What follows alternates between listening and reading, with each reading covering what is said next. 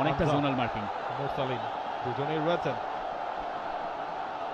সেটা হামজাই নিয়েছেন এবং হামজার গোল, যেই গোলের অপেক্ষায় ছিল এই ন্যাশনাল স্টেডিয়াম। চৌধুরী সাহেব গোল করলেন, বাংলাদেশের লিড, যে লিডের অপেক্ষায় সবাই। মাস্টার ক্লাস, সেনসেশনাল, ব্রিলিয়ান্ট, এই স্বপ্নই দেখেছে Bangladesh.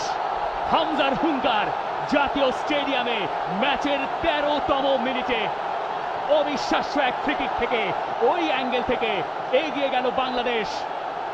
This is class. Hamza Chowdhury যেটা দেখিয়েছেন,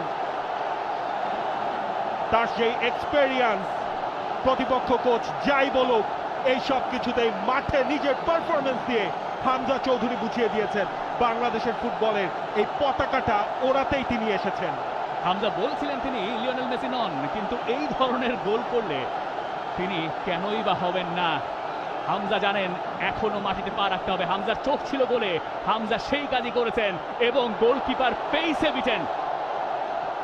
পাওয়ার ছিল শটটায় এবং শেষে একটা ডিফ্লেকশন ছিল, কিন্তু অন টার্গেট থাকার কারণে গোলটা হামজার কাছেই যাবে।